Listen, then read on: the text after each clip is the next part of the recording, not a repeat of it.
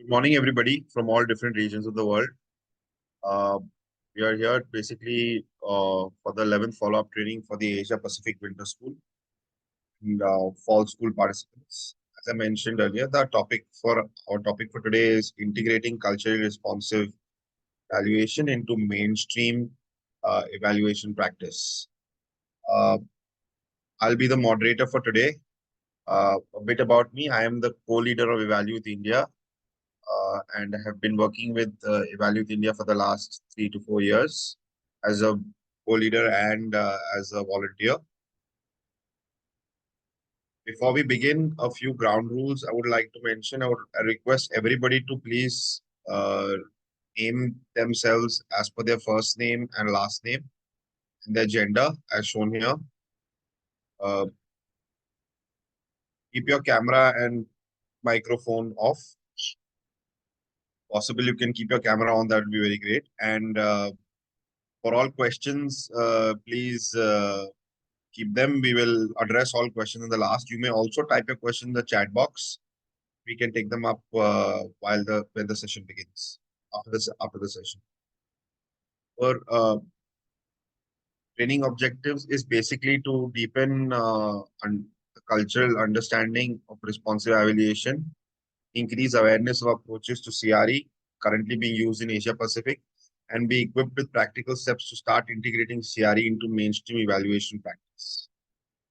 And I will now introduce our speaker, Padurta Jahid, Vice President, Asia Pacific Evaluation Association, to give the opening remarks. Thank you, Ayush. Thanks, Ayush. Good afternoon and good morning, everyone. Thank you for joining us today. And I welcome you all to the Integrating Culturally Responsive Evaluation into Mainstream Evaluation Practice session. Today's session is focusing on a crucial topic for our region, the culturally responsive evaluation. The Asia Pacific Evaluation Association takes pride in championing CRE and the development of Made in Asia Pacific evaluation in our region. Today's presentation builds on the initiative of the keynote presentation that our team who are presenting here today delivered at the Asia Pacific Evaluation Association conference in Manila, Philippines back in 2023, and other initiatives that they've been involved in. As a leading regional platform, EPIA is committed to advancing the professionalization of evaluation, capacity building, and fostering a community ownership in evaluation in alignment with our Asia Pacific regional evaluation strategy. In today's session, as Ayush will introduce regional experts Kathryn, Dinh, and Mosese Qasenivalu will share insights on the culturally responsive evaluation and present proven approaches from the region. And with that, I leave you to the presentation. Happy learning and reflecting in this session. Thank you. Thank you, Jahid. I will now introduce our speakers for today. Kathryn, Dinh. Kathryn is the researcher for the Asia Pacific Worldviews in Evaluation Study and director of Lotus Evaluation.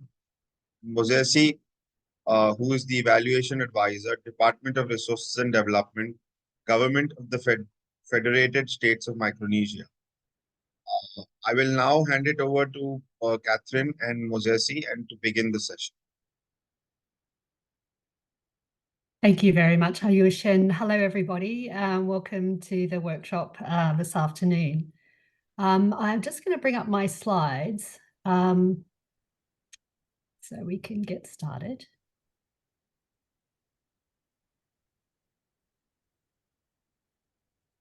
Okay, so today, as it was introduced, I'm talking about integrating culturally responsive evaluation into mainstream evaluation practice. Before I begin, I'd just like to start with an acknowledgement we do in Australia. I'd like to acknowledge and pay my respects to the traditional owners of the lands from which we've all come, and their elders past, present, and emerging. I live and work on the lands of the Camaragal people of the Eora Nation, and I pay my respects to them.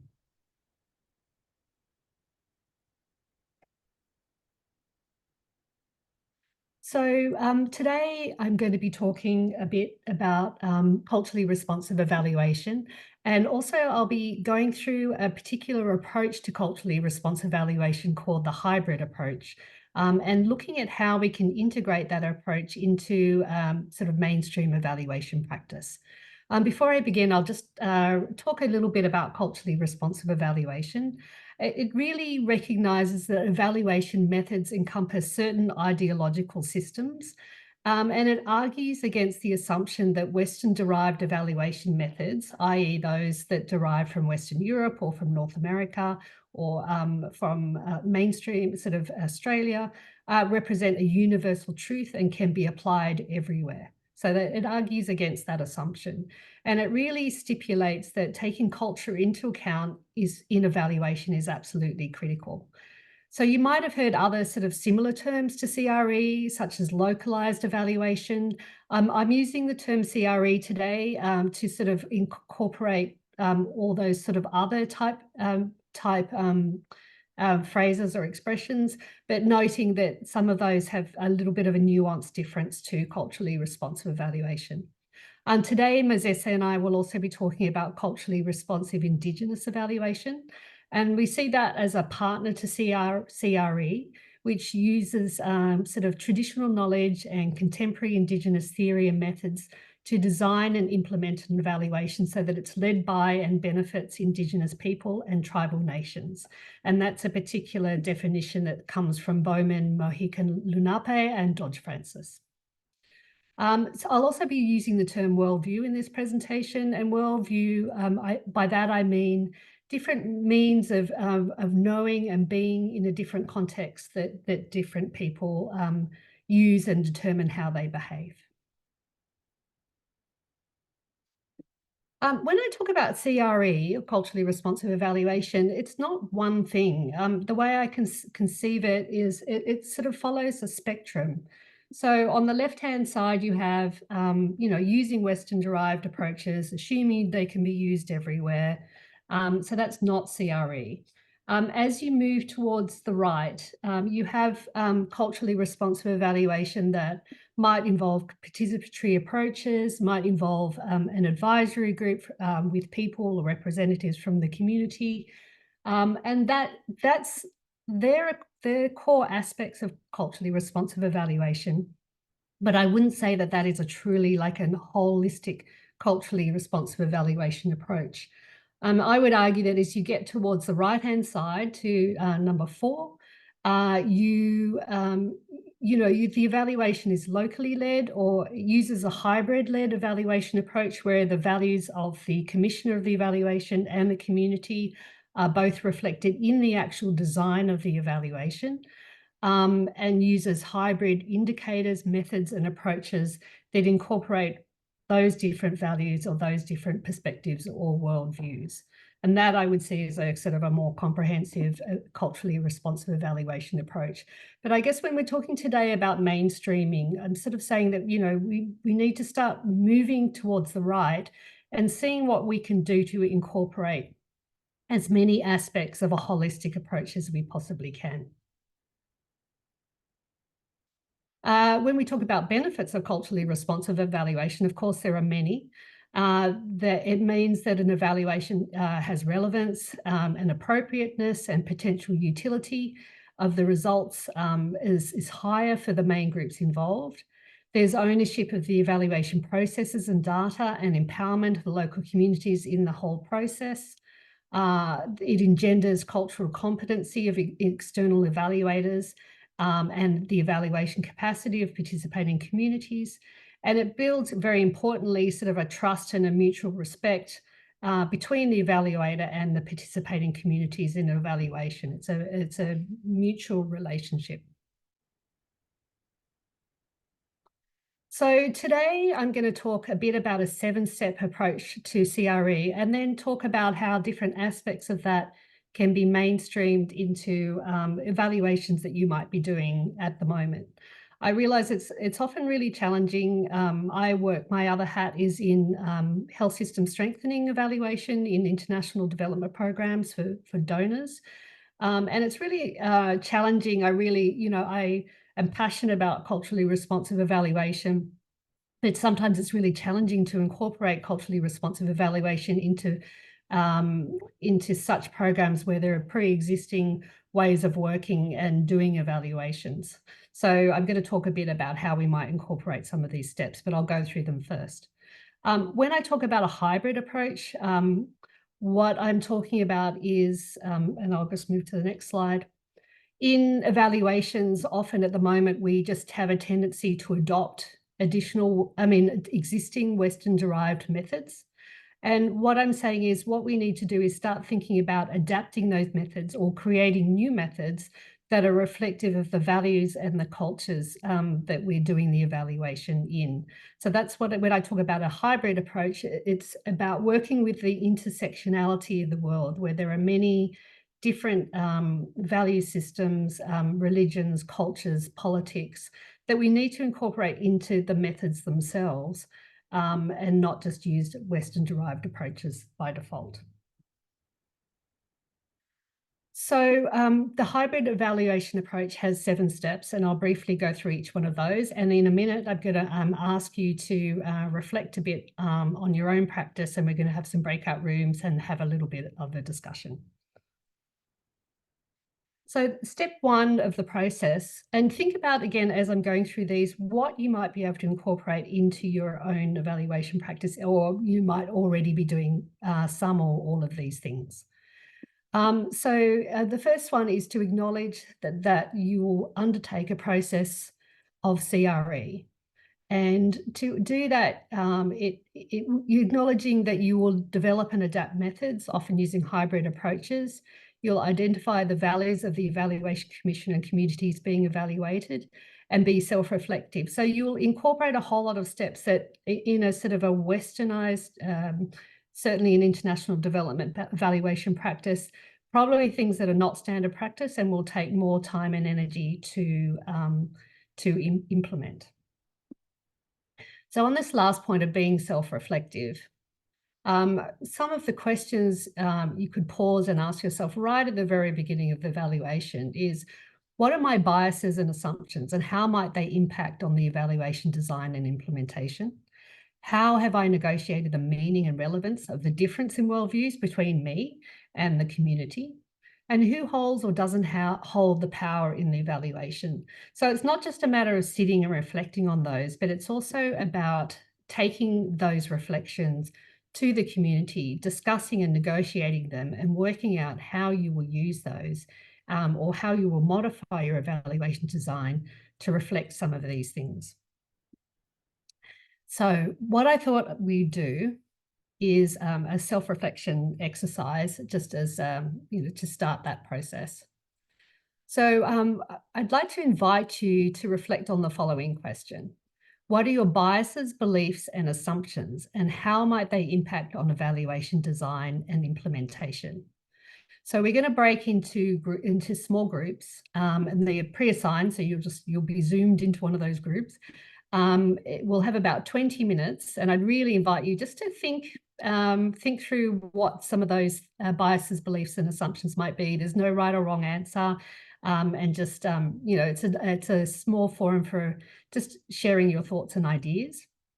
And then we'll come back together as a whole group, and I'd love for to hear some of the discussion being reflected back in the whole group, either both verbally, or you can also put some examples in the chat. So, for example, before we go into those groups, I thought I'd just give you an example of my own. So in the past, in evaluations that I've done, I've assumed, often got a TOR, a set of standard evaluation questions, and I've sort of assumed what the donor wants to know, for example, whether the outcomes are being achieved, are also what the communities being evaluated want to know. And so we've gone in with those questions, just asked those questions, got the evaluation results, maybe fed them back to the community. The alternative would be to take the time to understand what is of value to the communities being evaluated, which might be radically different to what the donor is interested in, and then including those in the evaluation questions and the way you design an evaluation. So that's just one very brief example, but there might be many, and hopefully many, that you will have in the breakout rooms. So could we, Maruka, could we move to the breakout rooms now? There'll be a facilitator in each room to help with the discussion. And there's going to be no sort of official reporting back as a whole, group by group, but we'll just invite some people to share their experiences when we come back in 20 minutes. Yes, Kathryn. So we are going to open the breakout rooms now. We will be having 3 rooms. And Group A facilitator is Kathryn, and Group B facilitator is Mosese, and Group C facilitator is Ayush. So I will open the rooms now. We will see you again in 20 minutes. Hi, everybody. We'll just wait a second and make sure that everyone is back.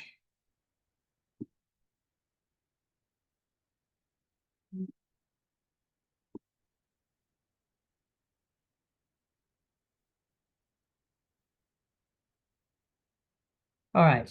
Thank you very much for participating in those small groups. I hope there was some interesting chat. We certainly had some very interesting discussion and some sort of really great ideas and experiences in our group.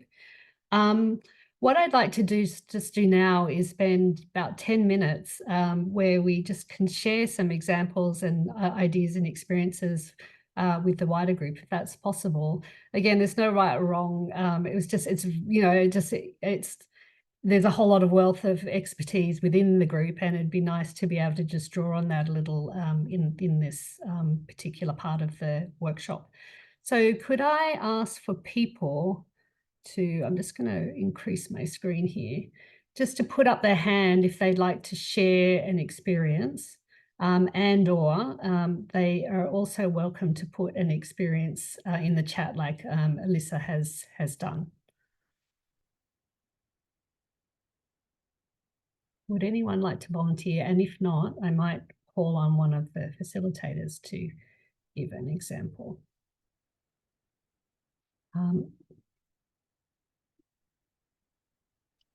I don't mind contributing again, Kathryn. Thanks. So hi everyone, I'm calling in from Adelaide today. My reflection was around sometimes when there's been a particular question that's been agreed to in the design stage with the funders of the evaluation, there might be an expectation that the responses will take a particular path and address particular issues and themes. Sometimes in my experience, when I've been conducting focus group discussions or key informant interviews, it's interesting to observe when some respondents answer in a quite different way, and how sometimes I think the detail that comes out in those perhaps tangential reflections are actually very interesting and add a lot of context. So with that in mind, my approach has been that when I do allow that to come up in conversation, then I'll record data around those separate reflections as well as any answers that are given to the original question, as a way of respecting the contribution of people participating in that evaluation. And also I think it, as I say, does provide that important context to the people who funded the evaluation. And I would also ensure that there's a step for engaging the funders if there's any consistent reflections that come out from perhaps more than one or two respondents. It's just to say, hey, we noticed that this came up a few times from respondents. This is something really interesting. Is this something that's on your radar, etc. Just to really capture not just what the evaluation thinks it's going to want to know, but perhaps also what people who are participants want to contribute. Yeah, and that's great. And it goes back to sort of if you can't, because we were discussing the fact that maybe you can't build in a step where you speak to the community to design the evaluation questions in the first place, which would be ideal. So the next best is, you're very aware of picking up on those values or beliefs or worldviews about the questions that might be, they might be reflective of priorities for a community that aren't reflected in the evaluation questions at all, and making sure that you can pick up on those and incorporate those at least into the evaluation findings and tease them out in subsequent conversations. So that's great. Thank you. Would anyone else like to share some experience that they've had? Anvesha, I can see you're there. Thank you. So building on what was just discussed, I guess what I have found useful is that, so I work with Good Return. We work in 10 different countries, and I lead the monitoring and evaluation. So we try to like have a framework which sometimes we try to fit in every context, but that of course never works. So it has to be contextualized. So what is important is to have, if you can't have people from community involved, but at least have local partners and people involved in the process, which takes care of a lot of biases that we have sitting at our respective places, which helps in formulate constructive assumptions and analyze our risks as well. So that's what I wanted to say. And this is what kind of we discussed in our group as well, where all of us, when we work in different contexts, we have our own biases, and which a lot of times I feel we are not even aware of our biases. We, all these unconscious bias that we have, and we go and work on our projects and work on evaluations, and that's when we realize that, oh, this was like absolutely incorrect way of thinking, and an involvement of a local person, somebody from community, that would be best, is what can help in reducing our biases and our risk as well. Yeah, no, thank you. And that raises a couple of really good points, really important points. One is that it's not just in the design, but, the biases also spill over into when you're doing analysis as well. You'll still put your lens over the top of the data that you're looking at and try and interpret it in a certain way. So if you have other people interpreting from other points of view, that's incredibly important. So thank you very much. We'll probably just take one more from Qasenivalu. Hi, yes, I'm going to conclude also our discussion in the group. We highlighted several points, especially organization objectives, donor perspectives, and also your previous experience and your tools that you used to use for impact evaluations. Those are mainly affected for the bias designs in the impact level, and as well as your personal beliefs and also your thinking patterns. Are you a positive thinker or a negative thinker? What is the objective of your evaluation? The impact evaluation main objective is lessons learning or something else. Those all things affected for the bias designs in the impact evaluation. Thank you. Yeah, great. And that actually raises a really interesting point, and that's about as you say, when you come in say, for example, if a donor thinks that a program is not working particularly well, and so you come in with that bias, when you're sort of looking for evidence almost to justify the fact that, why is the program not working well? And it might be that if you look at it from a different perspective or a different worldview, some people might have value in a particular aspect of the program that the donor doesn't have value in.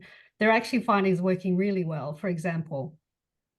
So, I guess that comes back to the value of, the last speaker saying that to involve people not only in the design, but of the evaluation and the evaluation questions, but also in the analysis as well. So thank you very much.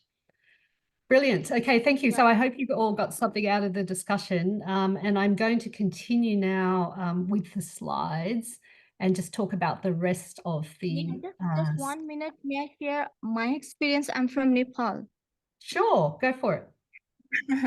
Okay, thank you very much. Actually, what happened over the years, our evaluation system has been changed a lot. So earlier, we used to do the management things and using the checklist only. But now what we are doing is that we make a team of 3 specialized people, like one for the legal things, the relevant bills and drafts, which are supposed to be, associated. So we keep an officer who is legally responsible for checking out the programs, starting, ending, how much budget and everything. Then we have one manager like myself, and we use ourselves to evaluate the data. Like, it's supposed to be estimated how much is progress, and over the years how much is supposed to be finished by the time. And we also involve now an engineer if it is related, like, and if it is relevant to women or gender or localities, we involve in our team the specialist who's local. So in the years earlier, it was used to be only manual checklist, and I think it used to be arranged a hardcore authorities, particularly various diagrams, whether they relate to structure or qualitative human empowerment or the people who are minorities and all that. And similarly, so many things, like depending on the programs, we make a hard thing which gives us the quality out, a great evaluation.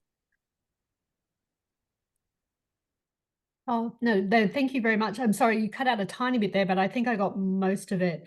And I guess it's just, you're talking about the, integrating lots of different perspectives and having a sort of a team from looking at things from different perspectives, when probably both for design and for analysis. I guess another important point that raises is sometimes being careful about choosing representatives from a community and knowing that there's a lot of diversity within a community, and so that representative might not necessarily represent all of the views within a community or even the majority of views. So it's picking those representatives really carefully is super important.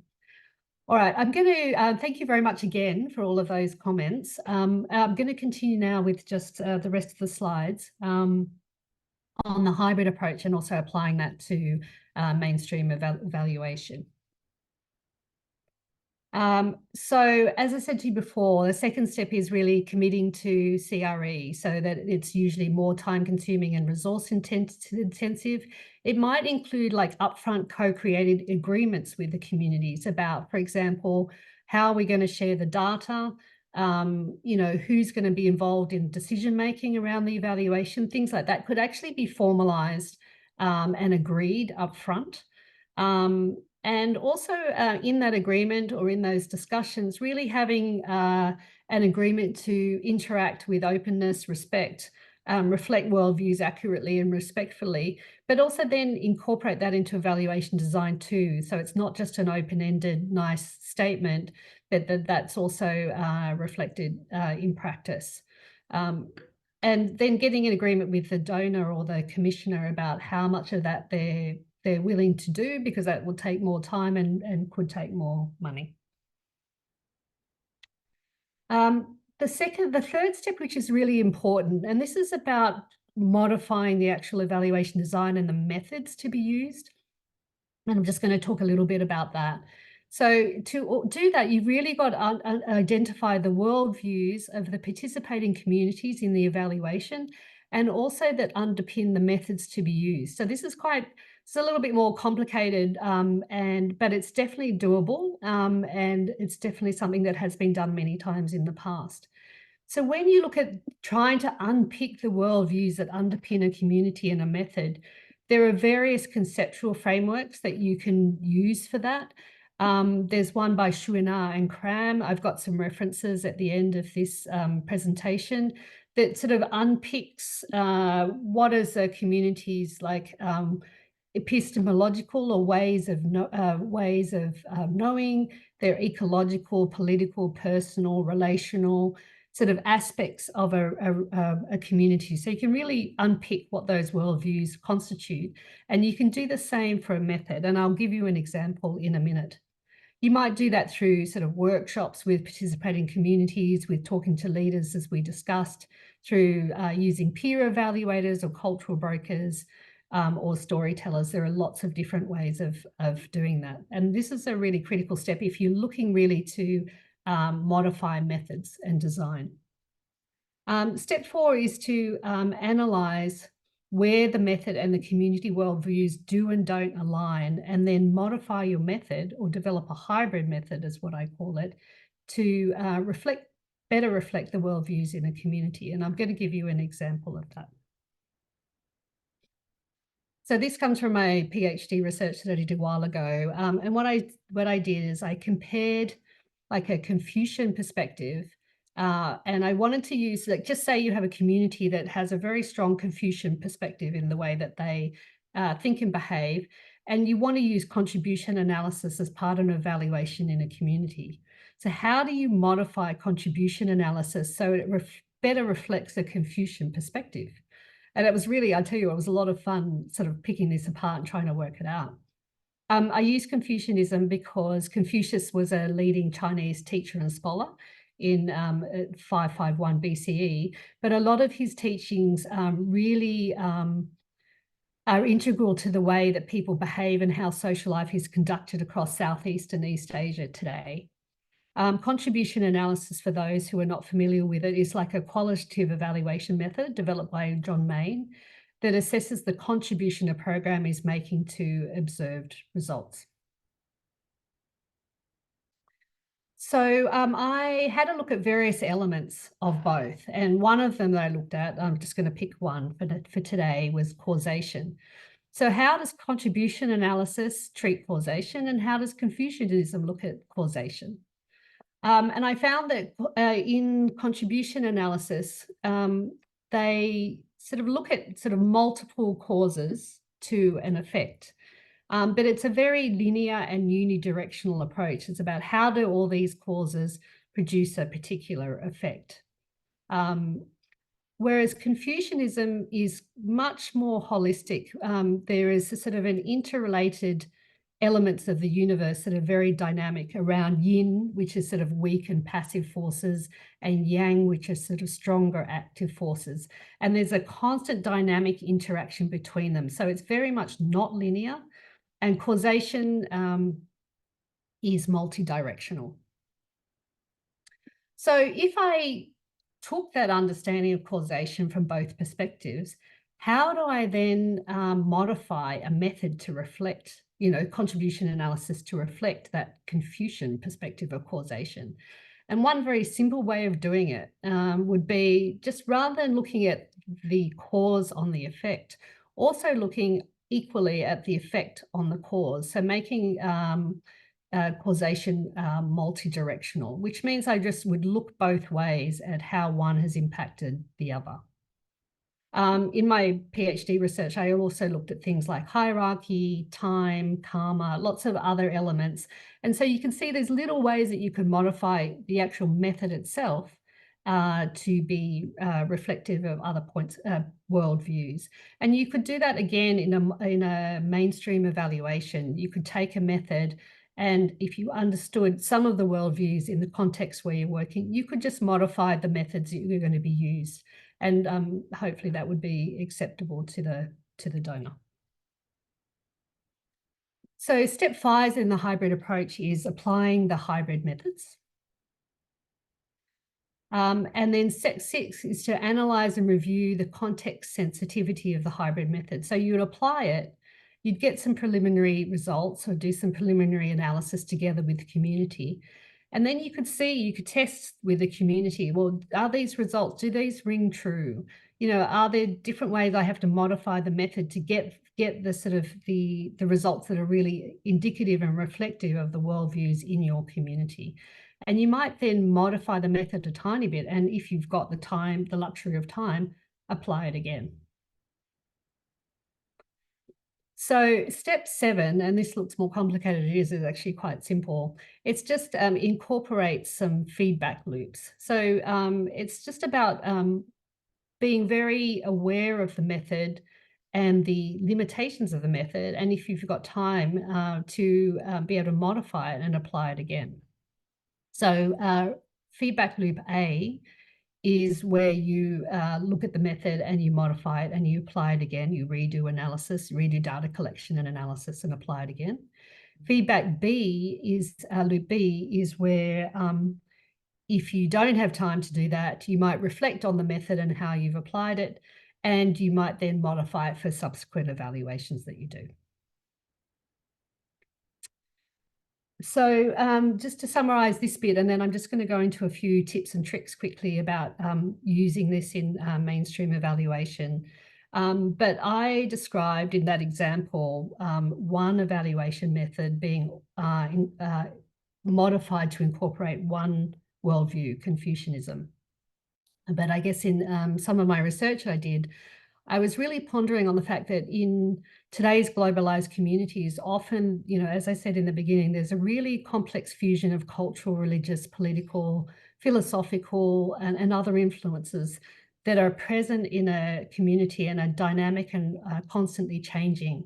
So I think the ability to say that there's one culture in a particular community is less and less relevant in today's society. So how do we incorporate multiple perspectives into not only the evaluation design, like the questions and things, but also in the method and the approach that we use? So using this hybrid evaluation approach to really pick apart the worldviews in a method and in a community, you could really use the same thing to reflect several different worldviews in a community into an evaluation method. And that really ensures that the evaluation design and the implementation is relevant, it's appropriate, it's responsive to the context in which you're working. And as I said at the beginning, I would say that I have used elements of this. I work, you know, in very mainstream contexts with big donors that have their existing systems. So I always find it very challenging to sort of try and integrate my culturally responsive evaluation knowledge and my sort of mainstream health system strengthening evaluation hat. But I'm constantly trying to find ways to do that. I've yet to find an opportunity to integrate this whole approach. So there's certainly ways that I'm sure it could be modified or adapted to improve it. But I guess I would invite you to think about how you could incorporate elements of it into your evaluation practice. So to finish, I'm just going to talk about some ways that you might be able to do that. And I've sort of touched on some of them already. So to begin with, some of the ways are that you could, for example, research examples of CRE approaches and methods in the communities or the regions or the countries or the cultures where you'll be conducting an evaluation and incorporate the learnings. There's heaps of really fantastic literature, particularly in the Pacific, which is amazing to be able to draw on. Less so in Southeast Asia, I would say, but it's there. Or people's examples. There's lots of work in CRE. It's probably not as well documented, but there are examples there to draw upon. You can try and incorporate one or more elements of the hybrid approach into the TOR. It could be a reflective process that's, you know, you should then incorporate into evaluation design. It could be that you could take a method that you want to use and incorporate some elements that reflect a local worldview. You know, it could be just as much or as little as you can possibly do. You could do the same in evaluation design. So, you know, as I said, you could share your reflections with the communities being evaluated and try and work out where your assumptions and biases are and take those into account. You could map the power dynamics within a particular evaluation space and try and look at ways to equalize them. You could develop indicators that reflect the community's priorities and values. And you can just try and put as much in there or as little in there as you possibly can. I think we sort of have to work incrementally and build up culturally responsive evaluation practice in the region.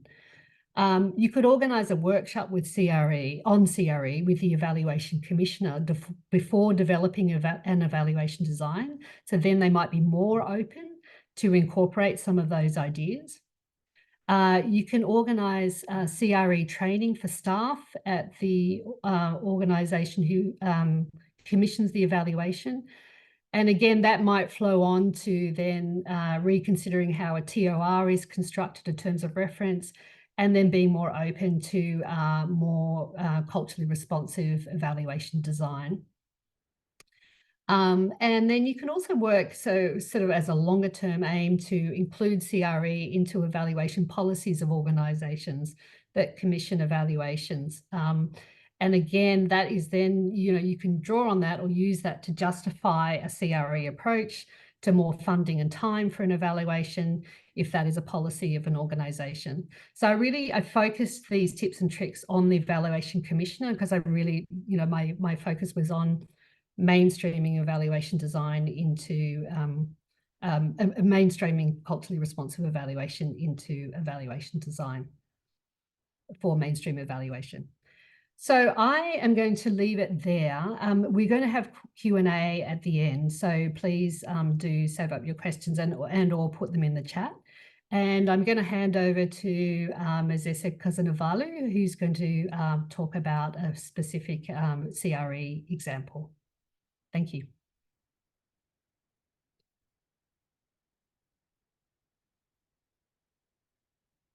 Yeah, thank you, Kathryn. Yeah, next slide, please, Kathryn, if you don't mind. Yeah, thank you. This afternoon, it's afternoon here. Today, I'll be presenting a case study on the Fijian Vanua Research Framework. In short, I'll call it FVRF, as an example of culturally responsive evaluation, or CRE. This is complementary to the comprehensive overview that Kathy has provided on the topic of integrating CRE in mainstream evaluation. Next slide, please. Okay, so what is the Vanua Research Framework?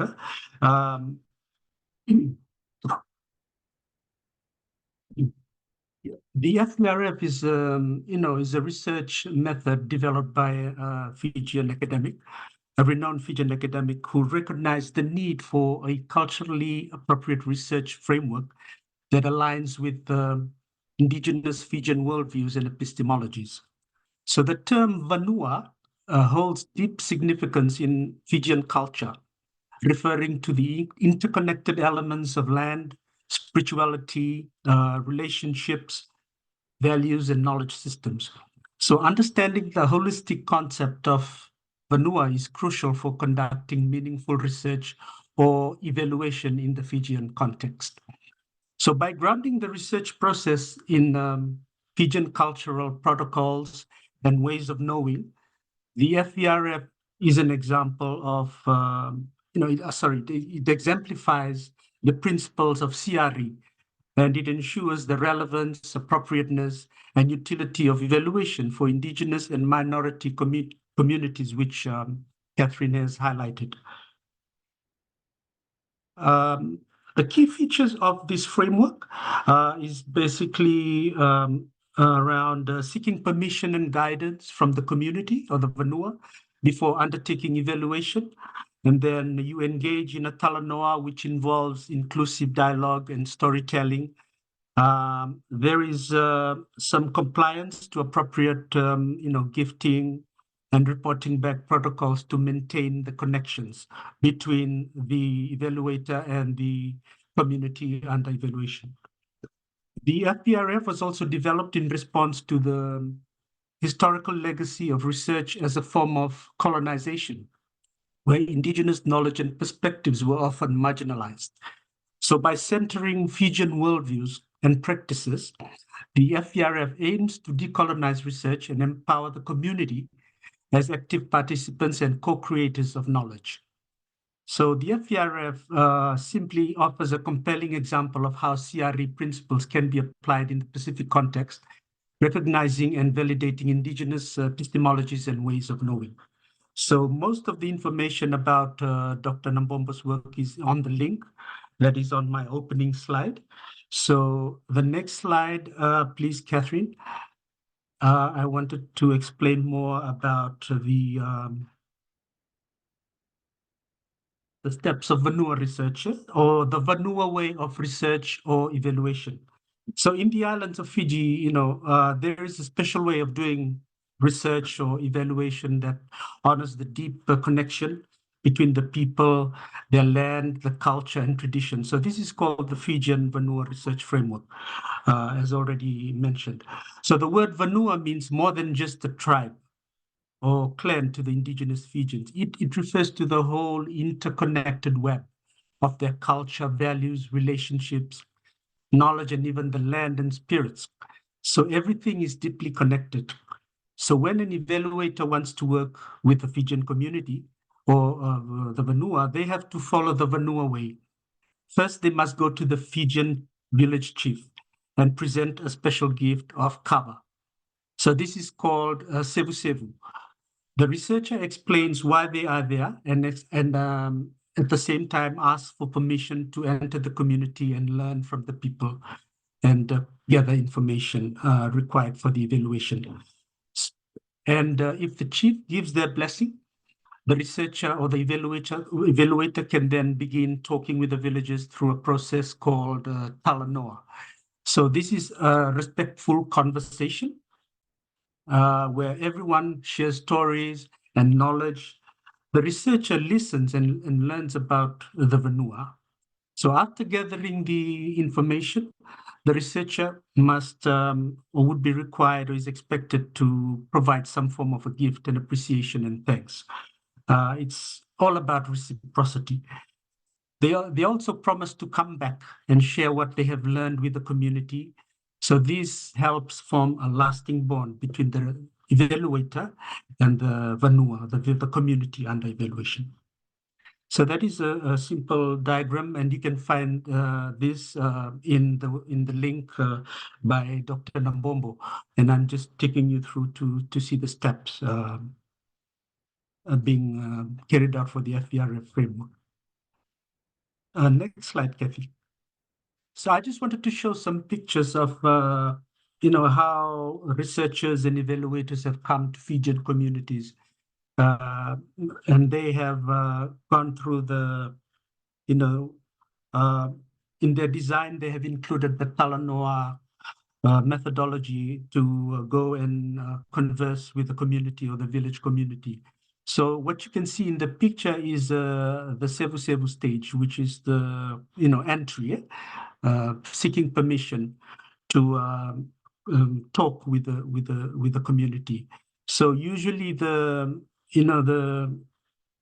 evaluation team presents a sevu sevu, and if they can't do it, there is a spokesman called the Qasenivalu who can do it on their behalf. So you can see a local spokesman of the village is presenting a cover on behalf of the team that is visiting. So in this case, this picture was taken from a team that was conducting a study of marine ecosystem in one of the outer islands in Fiji. So these are university students. Right? So I just wanted to, highlight the process. It's very important that whenever you go to a Fijian community, you have to observe this protocol. Another specific example, a more recent one that I would like to share, is a recent evaluation that was done by the government, the Fijian government, the Ministry of Toke Affairs. This is the ministry that looks after the welfare and the welfare of indigenous population in Fiji. So the title of the evaluation is the review of the Great Council of Chiefs architecture, the structure. So this is the body that looks after the welfare of the indigenous people in Fiji. So the purpose of the review was to actually identify opportunity for revitalization and repositioning of this structure, to ensure that it becomes a relevant and effective institution now and also into the future. So the scope, in terms of the scope, the team, which is a mixture of some academics and a few chiefs who are also educated, they visited all the 14 provinces in Fiji. So in their methodology, there was a mixture of survey questionnaires. They did in-depth interviews for those living in the urban areas. They also, reviewed some literature and document analysis, and they also weaved in the Talanoa methodology, which I've highlighted. as a qualitative method, going into the Vanua, the community, they actually followed the Talanoa, they actually followed the Vanua research process, which I've explained. And they actually used the Talanoa method to actually get information from the community. So again, you can see here the review team is presenting the cover Sevu in the village hall. This was done in all the provinces they visited, but when they collected data from the urban area, it was a different method. The mainstream KIIs, key informant interviews, and also doing focus group discussions. But when they went to the village community in the rural areas, they followed the Vanua research, which I've already highlighted. Next slide, please. Okay, these are just some of the pictures to highlight the qualitative Talanoa methodology. It is actually dialogue and story collection. So as you can see in the picture, everyone is gathered in the community hall. You can see that there's a lot of people. There's a group of men there. And you can see that the cover that was presented as the Sevu is being mixed, so that as they do the Talanoa, they also drink the cover. As you can see in the bottom right picture, you see a group of men sitting around a bowl in front of him, the guy with the green shirt. And you can see the review team sitting up in the table, the table, and then the community sits on the floor, and the meeting proceeds. You can also see pictures about, you see the bottom left, Talanoa is about dialogue, openness. And you can see that the story shared could be humorous. As you can see, the smiling face of the person talking. And then it could also be serious. For example, the picture on the top right where the community member is trying to explain a point and he looks a bit serious. So that's what Talanoa is about. They dialogue with the review team. And, with the cover going on, people are more open. And also, Talanoa can also be applied in smaller groups. So as you can see in the middle bottom picture, there's a group of women there, that could be like a breakout session, or it could be another day when the review team is at the location of the community being evaluated. So you can see a group of women being surrounding the person asking questions. And you can see the openness, and they talking in the local language.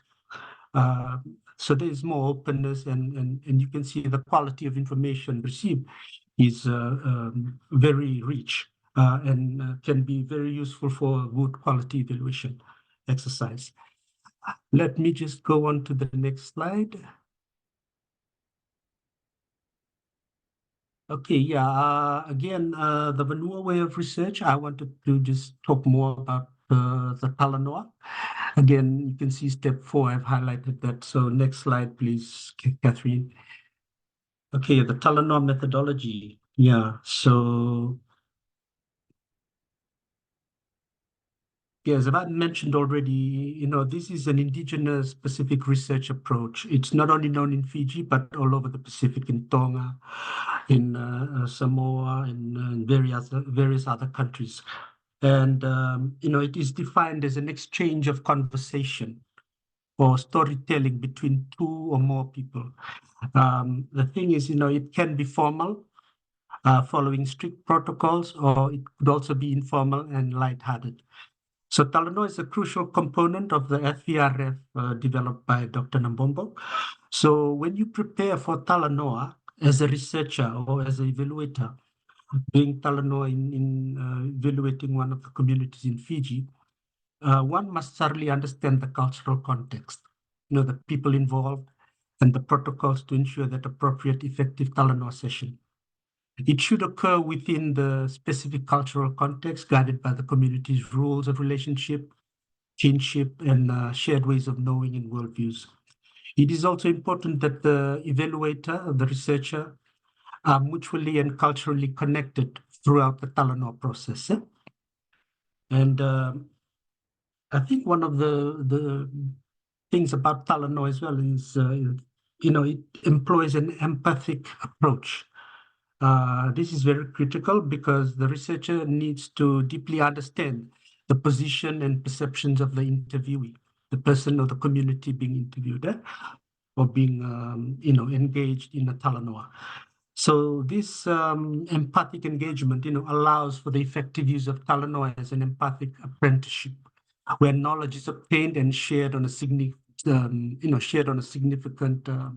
emotional level. It is widely recognized and unique concept across the Pacific, as I've mentioned, with variations in different island nations, and represent an important innovation in Pacific research or evaluation space, because it differentiates Pacific research methods from Western approaches. So Talanoa embodies the embodiment of a decolonized Pacific research space and academia. So just to sum up with my last slide before we engage in the group discussion, I want to talk about the the benefits of using this Talanoa in your evaluation in the case you come to the Pacific or in Fiji.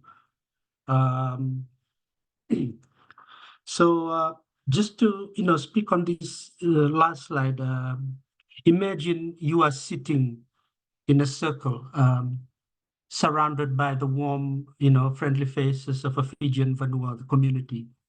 And then an elder begins to speak, sharing a story from the past, their voice, rich with wisdom and emotion. So this is Talanoa, an age-old tradition of storytelling and deep conversation. So in the islands of the Pacific, Talanoa is more than just exchange of words. It is a way of, connecting, of truly understanding one another. And when an evaluator comes to work with the Vanua or the community, they don't just ask questions and take notes. They sit, they listen, they share their own stories. And through this process of Talanoa, a bond is formed, one that goes beyond the typical researcher-subject dynamic. So as we have seen in the process that I've already explained there. So you see, Talanoa is not just about words spoken, but the spirit in which they are shared as well. So it's about opening your heart and truly listening with empathy and respect. So the evaluator must come prepared, understanding the cultural protocols and values of the community. But once that foundation is laid, the real magic happens. Talanoa allows the community to share their unique perspectives, their joys, their challenges that may be related to the program or the project in their own words. The evaluator becomes not just an observer, but also a partner and a learner. So together, they weave a tapestry of knowledge and insight that is truly transformative. So by embracing Talanoa, the evaluation process is no longer a rigid top-down exercise. It becomes a collaborative journey where the community's voice is not just heard, but also amplified. The recommendations that emerge are grounded in the lived experiences of the people, and the potential for meaningful, lasting change is also amplified. So, in summary, as the sun sets over the Fijian landscape, the group sits in comfortable silence, and they're reflecting on the stories shared. So a sense of connection and mutual understanding permeates the air. So this is the power of Talanoa. It is a gift that evaluators can use to create evaluations that truly make a difference. So I'll just stop there, and I think I'm not sure if we have a lot of time, but there is a discussion question at the end.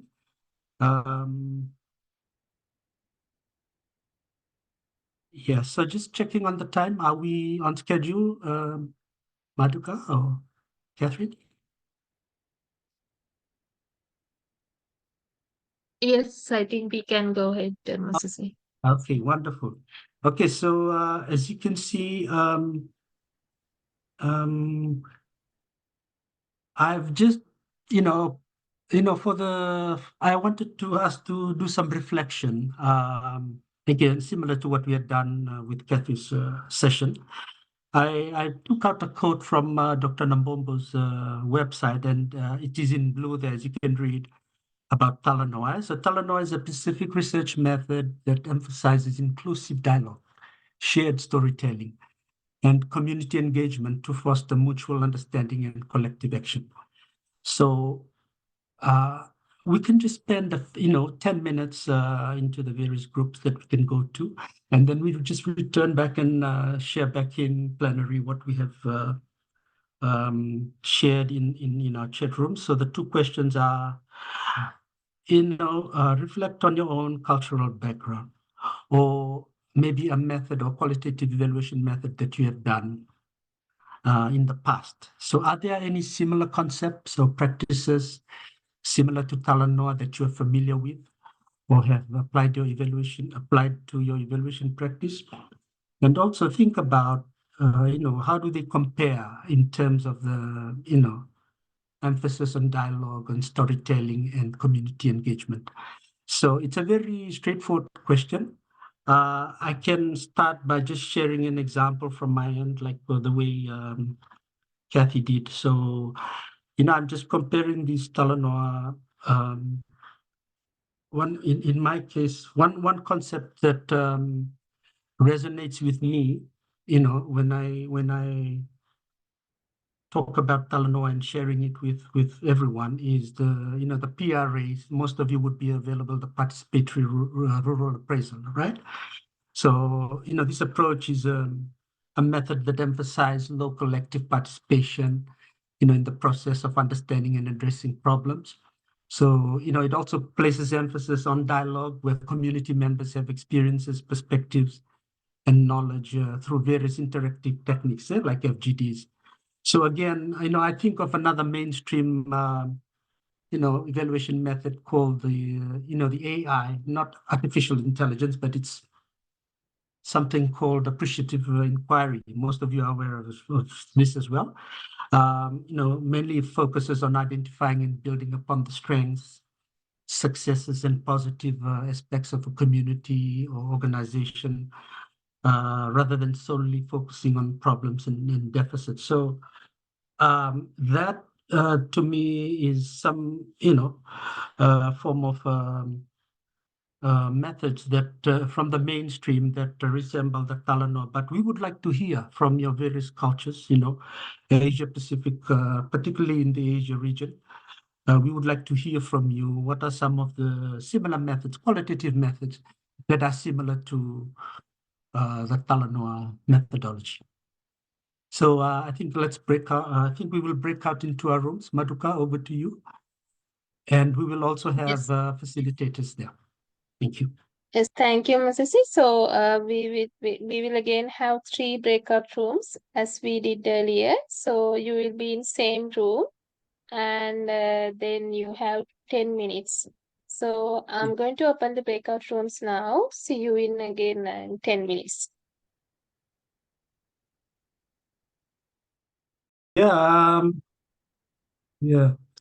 Thank you, everyone. I hope you have had a good discussions and just comparing some of the practices that are similar to Talanoa. It'll be good to hear from a few before we wrap up today. So I invite my group. I think we heard from Nepal and also the community Bella model from Nepal, and also the coal mill community participation method in, I think that was from Sri Lanka. Sorry. Yeah. I'm Kasun from Sri Lanka. Sri Lanka, yes, please. We got a very recent experience related to the coal mill, which is called community-led monitoring and evaluation method. It is a kind of the collaborative active that we have developed with the communities, rural communities in Sri Lanka. We use 2 approaches. So one of is community participatory approach, which means that under this concept, community has developed their own development project based on their main problems. And the second part, we aware some of groups to evaluate those, design that their project by themselves, In that position, we use some of similar practices that use Talanoa as, for example, entering the community with the acceptation of the community leader, and gather the people and divided people into groups and give their tasks each to work on it. And it is a kind of a very interesting approach that we work with the community. Main lessons learned that we gathered, they are more advanced. They had more advanced knowledge than we expected related to the specific technical knowledge related to the evaluation. They have an amazing experience to capture the reliable relevance indicators. They have a very great knowledge, sense of humans to monitoring their activities they have done. That is the main lessons that we capture through this assessment. This is from Sri Lanka. Thank you. Thank you, Kasun. Yeah. Nepal, would you like to share, and then I'll just open it up. But it's good to hear, Kasun, community participation, and I like your point. What you mentioned in the group discussion about validation. Huh? So you're validating the outcomes of the project when listening through. When you're gathering people around and letting them to share their stories from their end. I really like that point when you mentioned about the validation and also involving the community leaders. That is something that is, as we have seen from the Talanoa approach, that is the first point of permission to gain entry. So the community leaders are where you go to first, and then that's how you reach the community to gather information. Yeah, I think we also heard from Nepal on the Bella model, community Bella model. I'm not sure, Prabin, you would like to share that as well to the whole group? Yeah, sure, Moses. I can share briefly. Yeah, so in Nepal, we had a project on gender-based violence. It was a research-based social behavior change communication campaign. So, and this project used approach called Vela. Vela is basically a gathering of community, right? So in those Velas, the project invited those families who participated in the campaign, who hoisted flag as a support to the campaign. And in those Velas, there were like, similar to Talanoa, there were like storytelling, there were dialogues, there were community members, there were community leaders who would felicitate them and encourage more community members to join the campaign and to adhere to the violence-free model of the community. So in those Velas, the community leaders basically encourage more community participation into the campaign. And traditionally, Velas are used by the community members to resolve any kind of issues.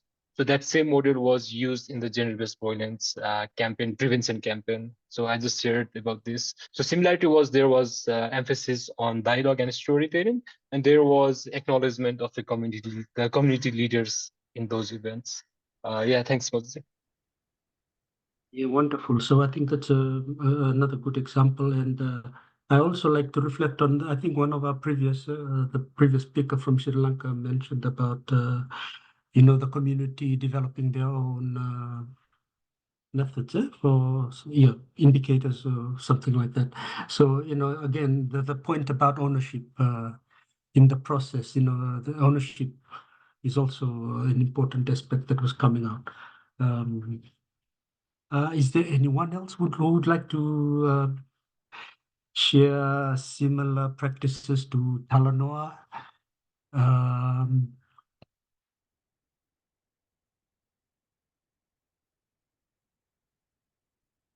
Yeah, I think, just to, end this session, I think I just want to say that, when you engage with the communities, you involve in deep storytelling and deep discussion, a connection, and then, you just don't come and do your review or your study, but it's always good to go back to the communities and share to them about the outcomes of the evaluation, what has come out of it. Again, as you'll see in the reflecting on the Vanua research framework, that is also, a part of the process is for, reporting back. You have come, you've collected information. What did you find? So it's always good to come back and share with the communities because it is for their benefit as well, for their, for bettering their lives and also their bringing about changes in the communities. So with those words, I will just stop my session there. And if there are any further questions, we can always engage on email and also further do more exchange on email communications and share experiences. Thank you very much. And over to you, Matuka. Just before we hand over to Matuka, I was just going to say we've just got a couple more slides, Mosese and I, that have some further reading, which I think are going to be shared. So there's some further reading for the first part of the presentation, and there's some further reading from the second part of the presentation that we can share with you as well. So thank you very much. Back over to Ayush, I think. Okay, thank you, Kathryn. And thank you, Mosese. I think we can now move into Q&A. So I will share my screen, but if anybody has any questions that I've put in the chat box or during the sessions or breakout sessions that were unanswered, you may go ahead and unmute yourself and ask the question, please. We type it in the chat box itself.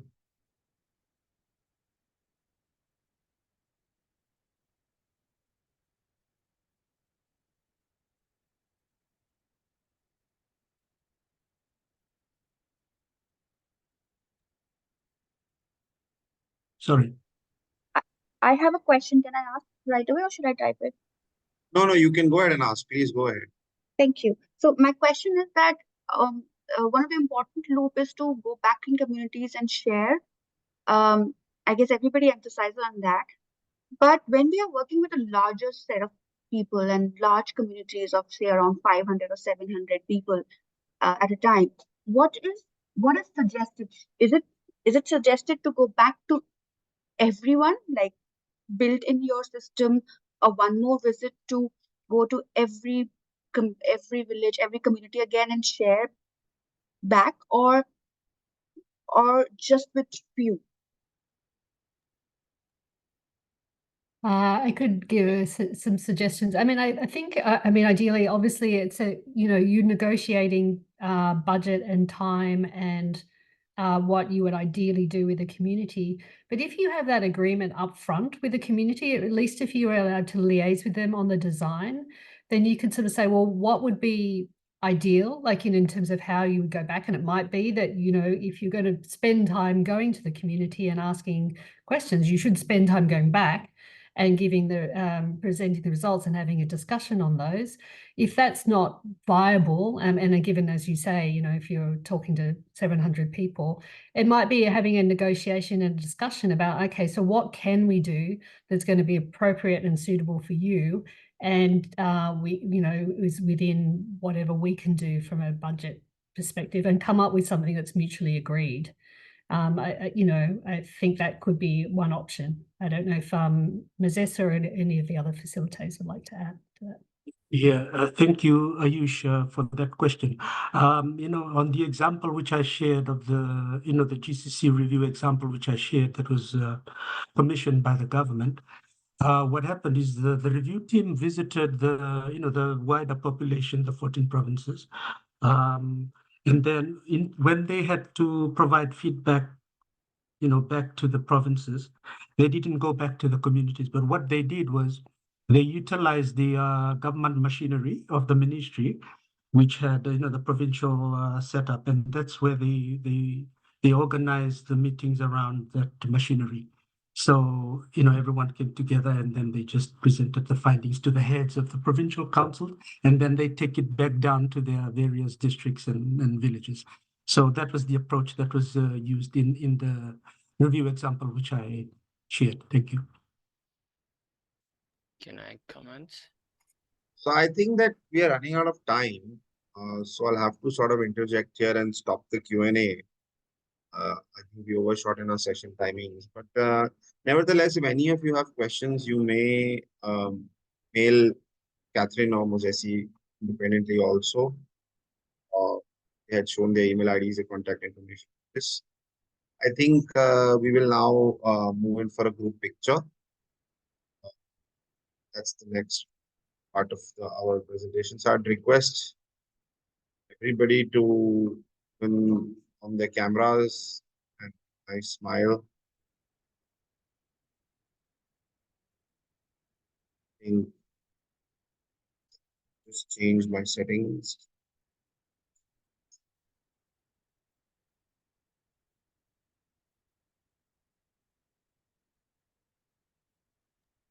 Ahmad, are you going to take the picture?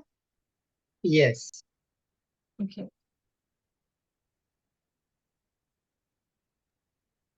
Okay.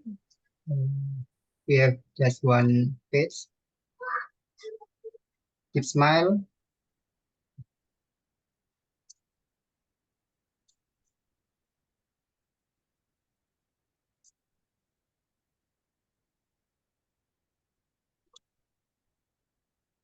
Okay, thank you, everyone. Thank you.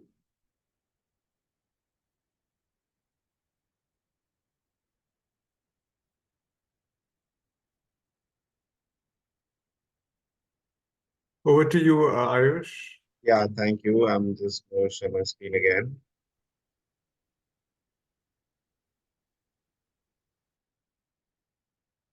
We'll now request Praveen Shrestha, co-leader of Evaluate Asia, to please give the closing remarks. Yeah, thank you, Ayush. Yeah, I'm Praveen. I'm a co-leader of Evaluate Asia. So first of all, thank you, Kathryn and Mosese, for excellent presentations. In these closing remarks, I will highlight on two important points. The first one is on relevance of this session for evaluators and especially for young and emerging evaluators. Today's session is very relevant given the ongoing discourse around making evaluation more localized and responsive to the community needs.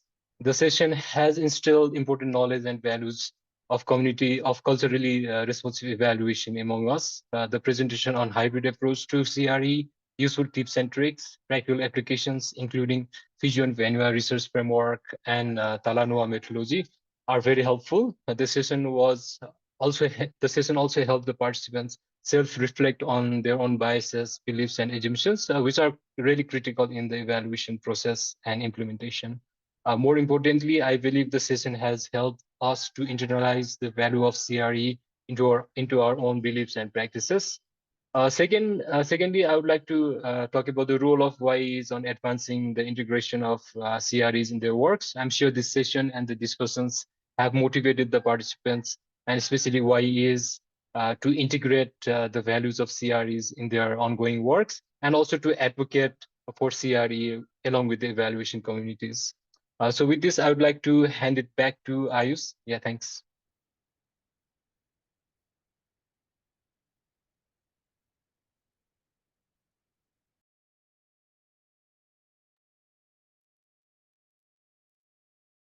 Thank you, Praveen. Thank you very much. I will now be ask everybody to. I'll be sharing my screen for a post survey. So any of you can just scan the QR code and you may fill up the survey.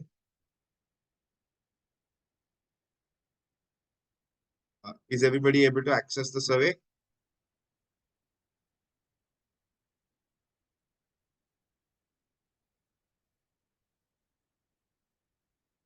Yes, Ayush.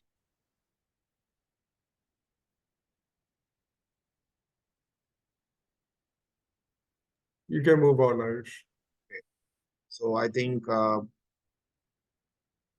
I would like to mention that recently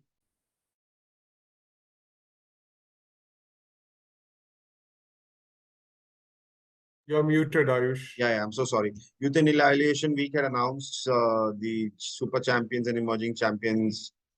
So APIA has been selected as champion of the following dimensions: advocacy and capacity building, knowledge management and communication, and human resources.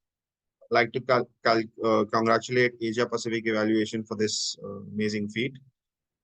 They have scored exceeding points in the requirement category.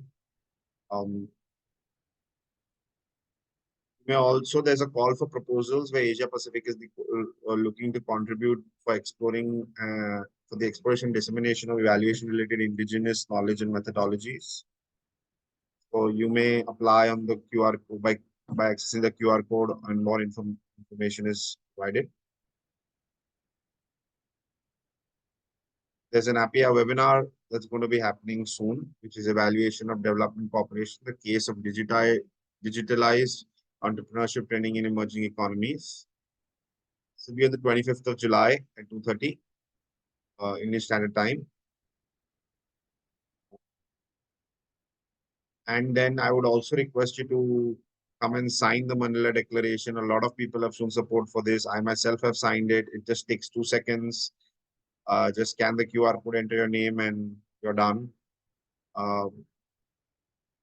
And I would like to thank all our partners for today's event. Evaluate Asia, C-Hub, Youth in Evaluation Week, and thank you everybody for today's session.